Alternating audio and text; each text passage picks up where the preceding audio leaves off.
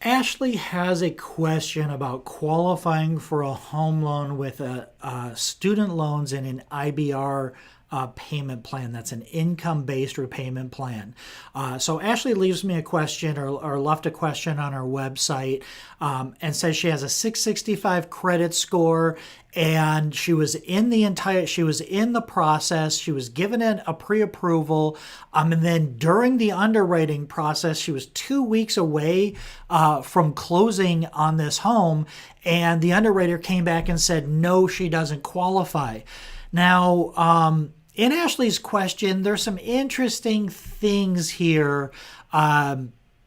She says that she had some challenges with her credit back during a messy divorce, but she's cleaned up all of those things, and now she has an IBR payment of only $49. Now, there's a couple of things that could be happening here, Ashley, and I would not take no for an answer in this scenario. I do not know all the circumstances around your situation, but it sounds like you had some old challenges because of a divorce. A lot of times,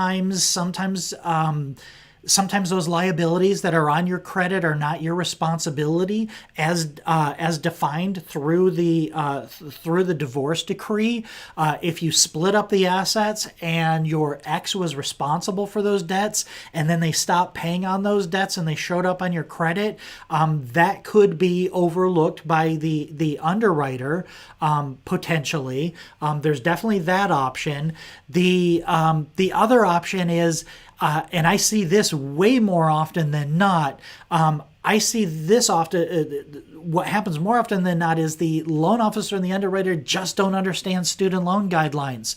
Now, I guess the second part of your question is that they offered you an FHA loan, and you actually know the guidelines for student loans for FHA loans. So the very fact that they're recommending an FHA loan and that with the 1% calculation that you wouldn't qualify leads me to believe that potentially this loan officer and underwriter just either one of two things. They either do not have enough experience and they don't understand the underwriting guidelines, or they work for a company that chooses to be more strict about student loan guidelines when qualifying for a mortgage, and they're not going to let this go. So I would not be too stressed. Now, obviously, you're extremely stressed because you were 2 weeks from closing on your home and they come back and they say no. That to me is an indication that they just don't know what they're doing. So don't be frustrated. I'm glad you found us. I did introduce you to somebody, to a friend of mine on the website, and hopefully we got you pointed in the right direction.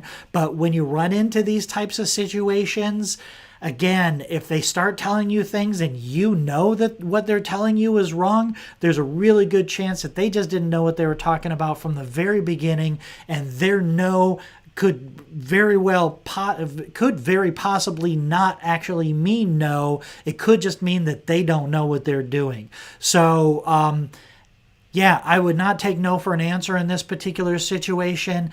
Based on everything that you've said, it seems like this is something that you can navigate yourself through. And at the very least, if you're not ready now, it seems like you should be soon. So, yeah, this is a tough one, but yeah, I would not be too concerned about this until you get a second opinion from somebody that actually has experience with the student loan guidelines.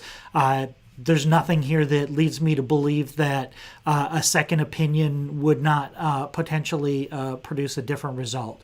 So thank you for your question.